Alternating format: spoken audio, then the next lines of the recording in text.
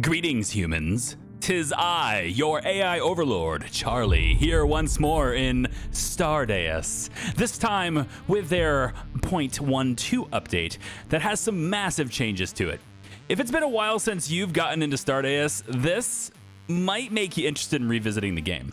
In today's video, sponsored by Paradox Arc, thank you for that, I appreciate that support, we're going to be exploring some of the new space travel mechanics, some new crafting enhancements, including a new order queuing process, nanobots, auto repair, so much more is in this game. Honestly, it would take an entire new playthrough, I think, in order to really show you everything that Stardeus has put into this game. This man has been very busy. So you should just definitely check out the changes that are in the changelog linked in the description down below. Stardeus, for those of you who are uninitiated in this game, never seen it before, this is a deep space colony sim and exploration game that has the player situated as an AI, overseeing machines and humans in a spaceship of your own design. With factory and crafting mechanics, resource gathering, random events, pirate raids, and much more. The game is basically what you make it, allowing for all sorts of activities on your way to ultimately finding one or several habitable worlds that you can try and colonize, should you make it that far.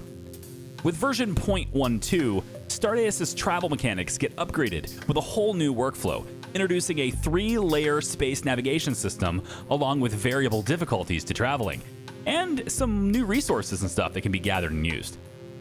Let's get in there and take a look at it and see how it all works now. And to get a head start on that, we're going to take advantage of a new feature brought to Stardeus today using the Steam Workshop support.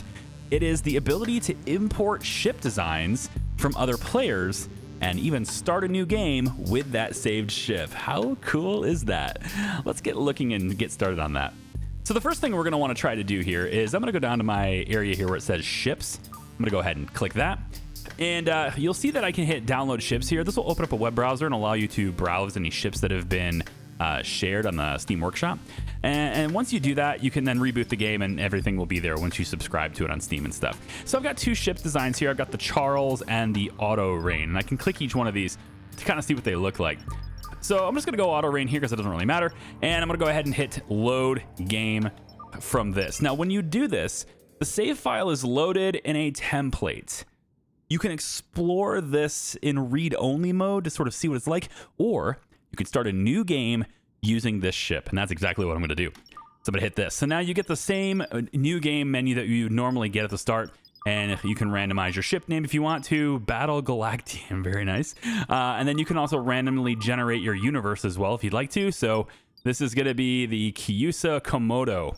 I think I said that wrong. It's fine. That's the seed for this universe that we're going to create here.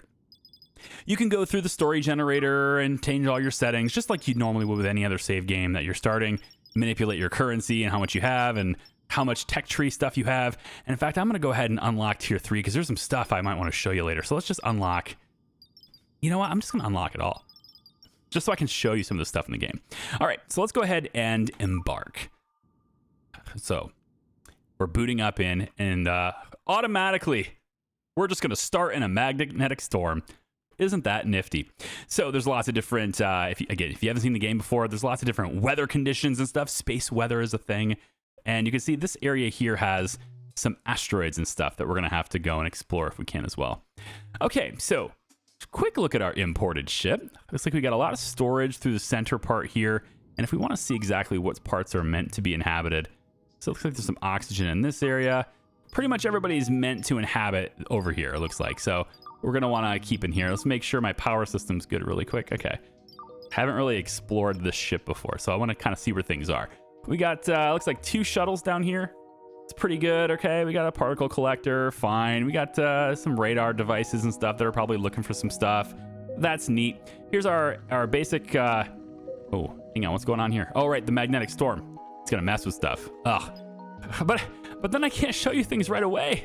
I think we're gonna have to leave this area right away because we gotta get out of the storm, I think. It looks like there's a lot of stuff that's gonna be shut down right away. Okay, let's see about maybe getting out of the storm. So the first thing I wanna do is hit M. That's gonna bring up our map so we can see where we are. And pretty much this entire area here is gonna have that problem, I would think. So let's go to the region map so we can see where we are. And anyone who's seen this game before, you're going to know right away that this looks very different than you're used to. And that is because space travel now works with a hyperdrive system. And it works in a very different system, and you'll see this as we go. I was kind of hoping maybe to start with... I didn't want to start with the travel, to be honest. I don't want to be in the storm. You know what? Let's just reboot real quick, just so I'm not starting in a storm. I just want to show you the things. All right, so I rebooted it. This time we're starting in a save in a system Flagstaff. And right away, upon getting into this system, it says, warning, star nearby. We are near a star. Solar panel output is increased by 88%, but the ship will be accumulating heat at about 41 degrees Fahrenheit per hour. So we're too close to a star, basically. So we still have to kind of start by travel. So let's just go ahead and do that. First thing I'm going to do is I'm going to look at region space, and you can see that we're starting here. I have two choices. You have to go to a place that is adjacent to where you currently are. So I have this one here, which has a 0% difficulty, very easy. This one over here with a 9%. And you can kind of see there are different colors with these. Those colors go along and coincide with difficulty. So everything that's green is going to be pretty good. Blue is going to start getting just a little bit more difficult, right? Darker blue, and then eventually you'll start getting out to even more difficult space. If we zoom out even further, we can go to the universe view, and this shows us basically all of the different regions of space we can go to here. And once more, again, you can only go to adjacent ones. And you kind of want to know exactly how much you can handle before you start going into stuff like that. So see the region is 82% here, 70, 72. We probably wouldn't want to go down to the 100% difficulty areas until we're actually ready for that. I think we'll probably be okay with heat. I don't know. I guess we'll see. It's 107 degrees in here, and it's 103. Looks like maybe we have decent cooling throughout. Not sure. It might be. I think we probably should get out of here. It's 107 in here now. It's getting pretty hot. All right, let's get out of here. So the first thing I'm going to do, is we're going to go over to our region view. And let's just go over to this. So I'm going to go to hyper jump. Okay. Now what's going to happen with the ship right now is it is going to begin to load. Well, it already did. Hang on. There we go. So we're in hyperspace now. Now entering hyperspace requires a new resource. Fusion cells. Fusion cells are compact power units made of phasium, harnessing its pulsating energy to fuel hyperjumps. So you can't just use your electricity now. You have to have this fuel source. And that fuel source is created using phasium right here, a rare semi-metallic crystal that emits a pulsating purple glow, blending solid strength with ethereal energy. Yes. So obviously it's another resource we're going to have to find and everything. So now that we're here, now that we're in hyperspace, we can move around so long as we have equipped our ship with enough cells, enough fuel, I guess, to jump. And in this case, we have 2 out of 2 hyper jumps remaining, okay? So we can jump 2 more times. So we can go over here, for example. If I want to go over here, I could just hit hyper jump and boom, I'm there. I don't have to do a whole lot of complex traveling. That jump just happens. We can come over here if we want to as well. There's phasium here too. That's interesting. Maybe we'll jump to this location. Now at this point, I can't jump anymore because I have no available jumps left. It says I have hyper drives remaining 2 out of 2, but I don't have the jumps available. So I won't be able to do this because I don't have the fuel loaded, and they will not load the fuel while I'm in hyperspace. I also am running entirely on battery power while I'm in hyperspace. And as you can see, I don't really have a whole lot of battery. So I need to exit hyperspace. We're just going to hit this button here, and we'll be exiting hyperspace. And hopefully things start to return to normal here. It says this area is too hot. Hopefully things will begin to return to normal here with a little bit more cooling. Man, that's not very comfortable for them. I might want to, I don't know, open this door because it's cooler in these areas, right? We just open up the door and vent the oxygen out. Maybe shut off all the heaters would be a good idea too, yeah? I think we can maybe try that just for a second. Why don't we just go ahead and turn off all the heaters for a second. All right, so I wanted to show you some of the other things that are going on in the game here, all right? We took a look at the map and kind of how that's working there, but we also want to find a gate. There's a gateway, and right here in this system, there is a hyper jump relay. Sorry. The hyper jump relay will allow us to enter hyperspace without requiring that fuel. It's going to let us travel further distances and stuff without having that huge fuel stuff. So think of it like Mass Effect and those mass relays. Just kind of, if you can get to that point, you can go places, yeah? So that's probably someplace we could have went instead of going here and here. But thankfully, this save starts with some extra fusion cells. And now I have 18 left. They've already done it. So I think I can just go ahead and do this. I can prepare for the hyper jump one more time. And I want to go over there and show that hyper jump relay if I can here. So there we go. We're going to enter hyperspace again. There we go. We'll go back out, and then I'm just going to have them jump 1 to here and then jump over to here. So now we're jumping to the relay. Yeah. Let's go ahead and exit hyperspace. And of course, our people will begin to reload additional fusion cells where they need to be, which I believe is in the engines themselves, these big engines that we have for that. Not sure. Yeah, right back in here. They're loading it right in here. Fusion drive, 50%. 2 out of 2 fusion cells, and it takes a little bit of time for these things to charge up, but when they do, then you're ready to use them. Okay, so the system that we're in now, if I go to the sector view, we have the hyper jump relay, and if I was to travel over to this hyper jump relay, first off, this thing looks massive. So while we're traveling over to that, you can kind of see it on the edge of the screen. While we're traveling over to that thing, let's just look at some of the other things that are going on in the game. Okay, so I showed you phasium, which we can go and mine just like any other resource. We can go out and get it, bring it back, and use it to make fusion cells to move around. But fabrication has gotten a bit of an upgrade in this game. So if I take a look at some of my fabricators here, like this grinder, for example, okay? It used to be, in previous versions of the game, basically you would set each of your fabricators to a single resource conversion, and then it would just do it for you, right? So if I had like a big manufacturing warehouse back here, and I would have all these different machines, and each one is doing something different, right?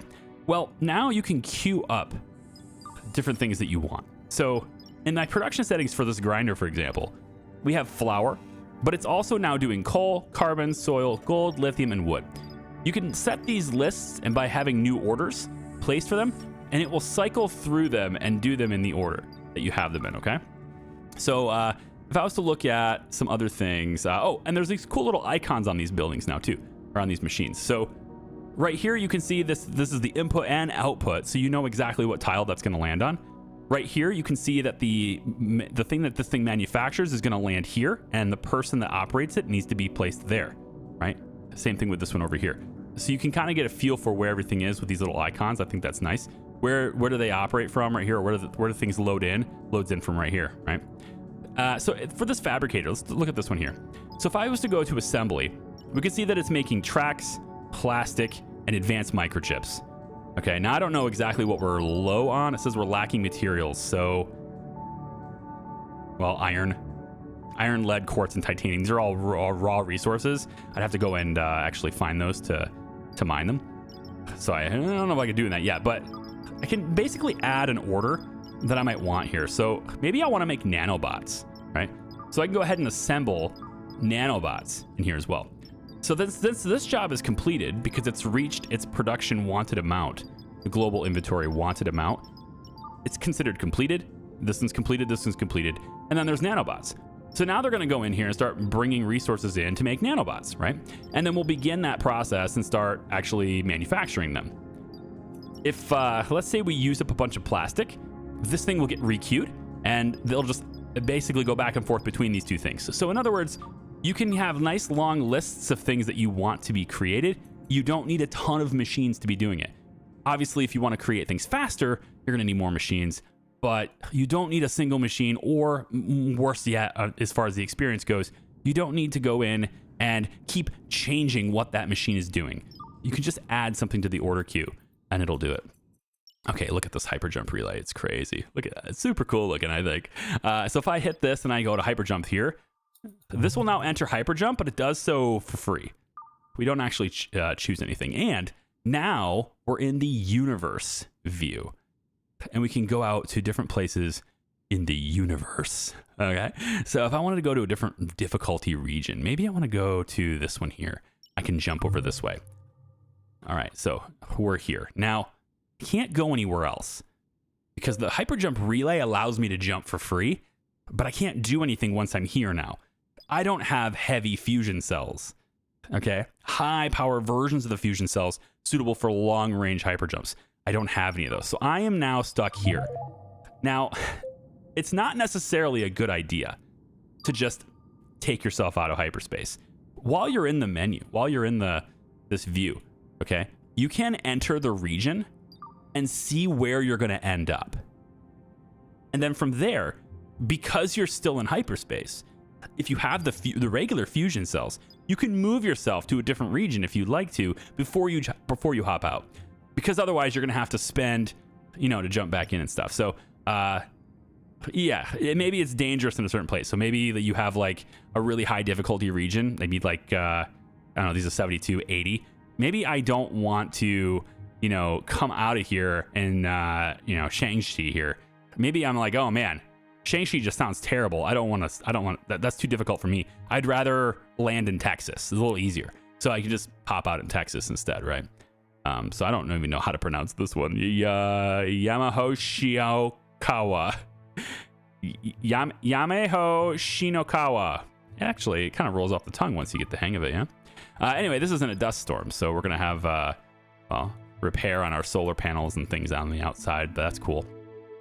Now, some of the things I may not be able to show you guys today, and I've been kind of waiting to show this, hoping that something happens that would force me to need to use it, but nothing has actually happened yet, unfortunately. So, or maybe fortunately, I think normally in normal other conditions, you would not want something like this to happen. Let me just go in really quick and make sure that these heaters are turned back on, because they're probably getting, yeah, wow, it's still hot in here. You know what? I kind of need to vent this area. Let me just kind of maybe just open this door.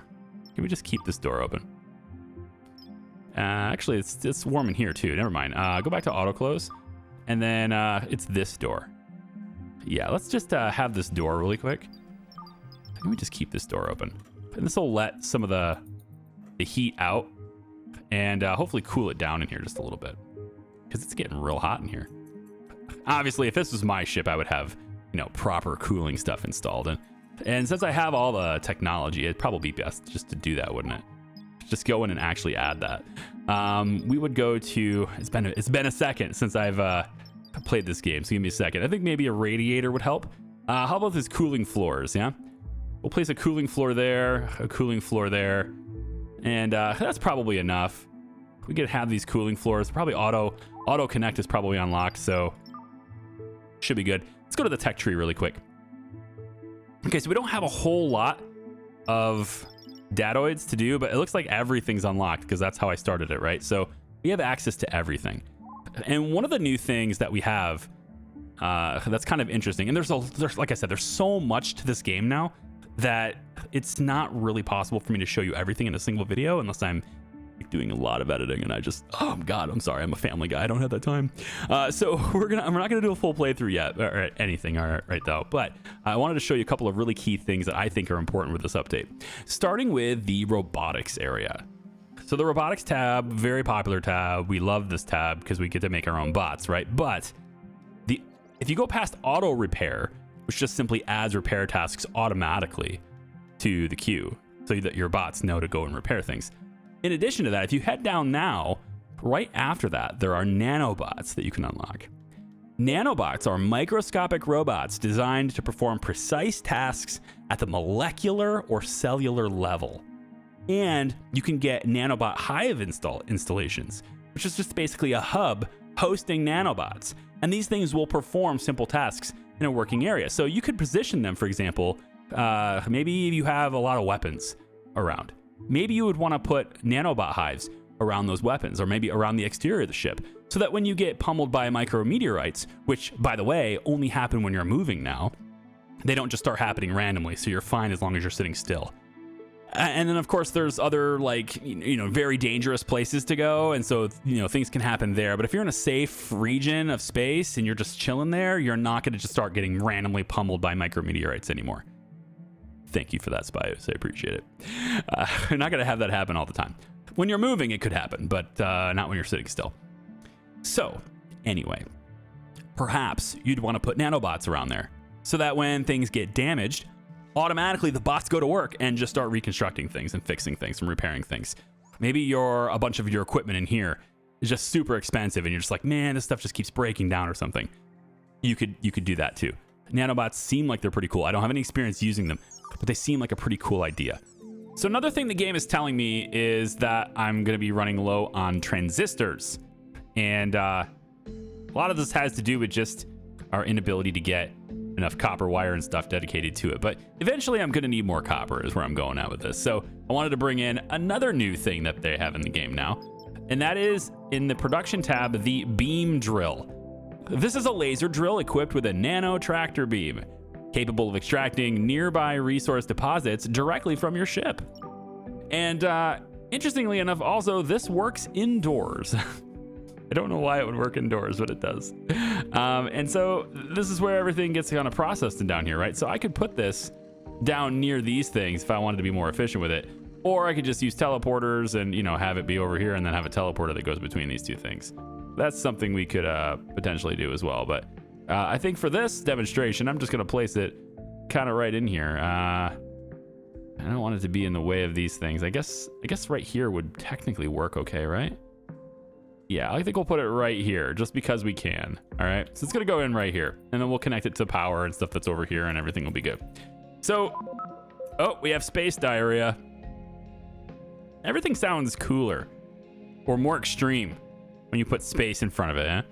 Space diarrhea. I've detected the presence of an unknown alien bacteria on board. Oh boy. Sucks for these guys. I don't know where that is.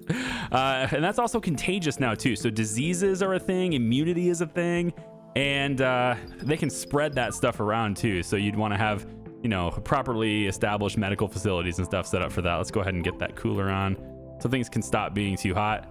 Hopefully things can stop being too hot. There we go. I think we're probably nearing the tip of the CPU on theirs too, because I was looking around and I had this thing tell me I was low on CPU as well. So let me just go ahead and pop one of these things in there. All right, so with this thing here, if I make that connection, then we're gonna need that set up here too. So I'm just gonna try to get that built first. There we go. And let's get that hooked up. Okay, and now we can go ahead and hook up that too. All right, we're running low on transistors. Yes, so that's what I wanted to go with this.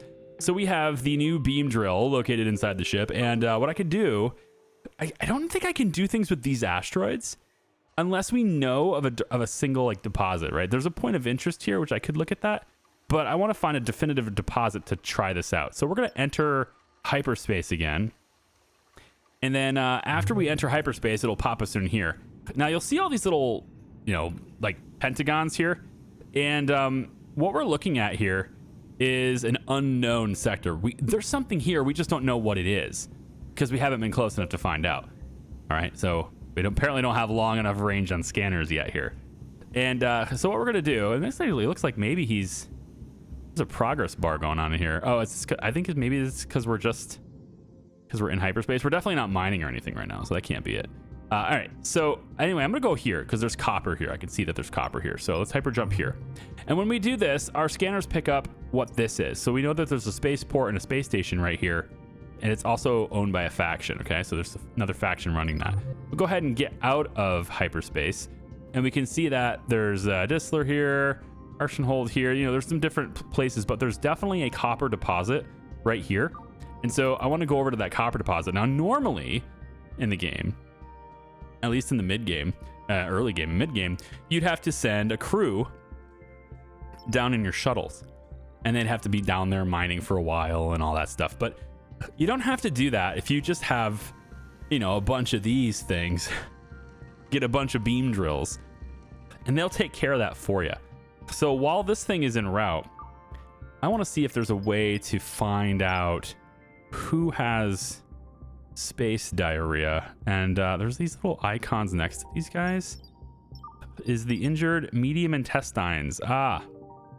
Space diarrhea. Yep. So we can see who has this. And it is definitely spreading.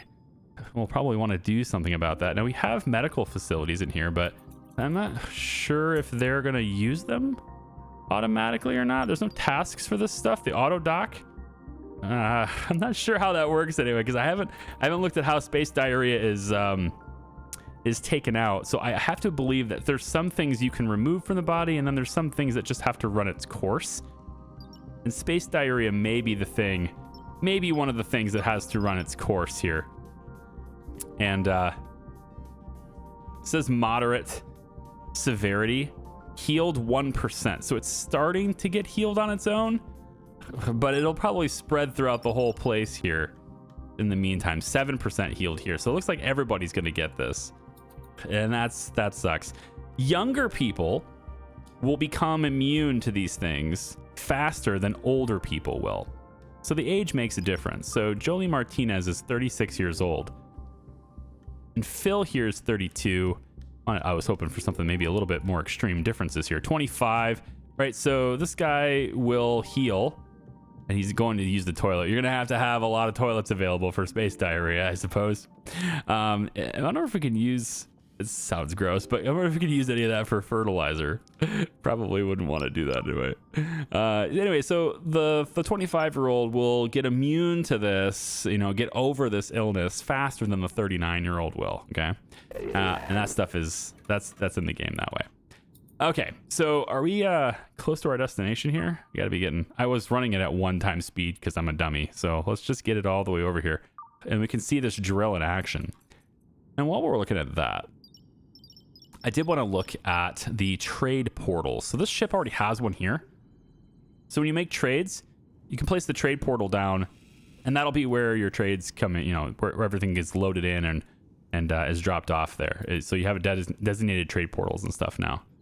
And then make sure that that's hooked up so we can have nice temperatures throughout this place. There we go. So if you do have some people using this, I assume this is going to speed up their recovery. Oh, yeah. Way faster. I don't know. They should have just used this in the beginning. I don't know why you took so long. Silly humans. So, yeah, the toilet in here, too. Yeah. So, anyway, we have medical beds and stuff. They can just get in these beds, and they'll heal much faster that way and become a little bit more immune to that. At least I would assume certain diseases are like temporary immunity, But that stuff's in place now. So you have that, and it's transferable between people. You see pretty much everybody caught it because they're all like close to each other. This can also affect if you're like swapping body parts and stuff, so maybe you swap out a body part because they got some kind of disease. Well, they can still catch it. It's not as effective as it was before, is what I'm saying. Okay, so we're over top of the copper deposit, and normally this would be where we would put down, a quest, put everybody in the shuttle, and we're going to take you down there, and we've got a job for you. Mine all this stuff and bring it back, right? But because we have this thing, it's just remotely from orbit, gonna beam the copper up, and then boom, it's right there, ready to go, and it just lands here. And we can just, if we stay here, if this ship just stays here, we'll just have this copper coming up. Now, it's very slow. Don't get me wrong. If you want it fast, you need to send people down. This thing is really slow. Every time this thing procs and pops one right here, it's one copper. Okay, this is not like a group of copper. This is a single copper ore every time this hits. So it is not fast. But it's significantly faster than like a particle collector, which is also collecting copper and takes a very long time and uses a lot of power. This is 15 kilowatts, by the way. This one here is using 18 kilowatts for this. So I guess it's slightly more power, but it is objectively much faster than this. It's just that this works all the time. This requires us to be directly over a deposit. And then, of course, if you want it faster, then yes, you want to send down an expedition. That's the word I'm looking for. You want to send down an expedition to mine those resources. And I think we can probably add, let's put one of our level 1 bots down there. We can launch that expedition, and then everybody will get in the shuttle and off it goes to go down to the surface and start mining it a lot faster, right, is the idea here. So now we can see how much we're mining every day there, and they're going to load it into the shuttle. There we go. Let's see right there. So they've already got 20. So the same amount of time that we maybe have had 1 or 2 show up with the mining drill in the ship, these guys have gotten 20, 28. So it works, I would say maybe 10 times faster is kind of what we're thinking here. on that with those crew that I sent. And the more skilled those crew are, the faster they'll work. But I just wanted to show that that's a thing now. You could do that. Okay, so the last thing I wanted to cover here actually requires me to get out into the main menu, and I think this is a really cool scenario that they've added into the game, and I wanted to make you aware of it in case you're someone who likes a real challenge in games like this. If you start a new game, you can go into various different scenarios. Wrecked is the main one. It's kind of how you start. It's just a wrecked ship. We did this the last couple of playlists. Then there is this new one called No Robots. You operate a small ship with a human-only crew. It says it's a difficult start, recommended for experienced players. So No Robots essentially is where you are. And if you're not familiar with the game, that is incredibly challenging compared to having robots, because robots, well, they don't really get emotional or, require food and survival. They kind of don't die, And so you can also directly control them, right? You can tell them exactly where to go and what to do, but you can't do that to humans. So you're kind of like instead of being the AI overlord that's controlling all your drones, you're now like, you have to be their friend for a little while, at least, you have to kind of tell them what to do and then hope that they do it, which makes things a lot more challenging. So when you start a new game, you get to see what the universe is looking like, right? You can kind of see what your seed is, and you can randomize it as well. So if you're looking for a real challenge, maybe pick a seed that's got a lot of red in it, right? Because that's going to be a lot of high difficulty stuff going on in there. To where if you pick something that has maybe less nodes, or something that has a lot less red nodes, maybe something like this, it'd be a little bit more easy to handle it, I would think, just because the zones themselves are not as difficult on average, right? And we can go ahead and continue from this one, I guess. You just have to choose where you want to go, or you can hit random start, and this will start you in a random place. So if I hit like Picard here, that seems pretty good. We'll go ahead and hit this. And so we left with an initial crew, no robots to start. So you can cycle through these, very Rimworld-esque, where you can kind of choose their stats and stuff and figure out what you want. You can customize this to your own liking. You just simply need to pick what your storyteller is like. And so I can go chaos if I wanted. You can go difficulty. Maybe I want to go balanced or impossible with only humans because I am a masochist. I just like punishment. And then, yeah, sure, permadeath. Why not? Yeah. So then you go in and embark on this. You get the same opening as you'd get with pretty much any other scenario with like wrecked, except this time you have a small ship, and it's not necessarily designed the same every single time either. This is a different ship than I seen the last time I loaded it for this scenario. So yeah, so you start the same way you would normally start. You have your AI, except there's nothing else there. Your people, however, unlike wrecked, your people are at least functional people. They have suits, they have skills, they can do things, thankfully, and you're already operating and ready to go, so you don't have to rebuild the ship. So there's pros and cons to this, but in general, it's going to be a new challenge for pretty much every player to not have robots. And you can choose to build robots later with the tech tree, right? So if you go through the tech tree, you might be thinking, oh, well, you can just build your own robots later. Yes, you can, but remember, robotics, while it is right here in the tech tree,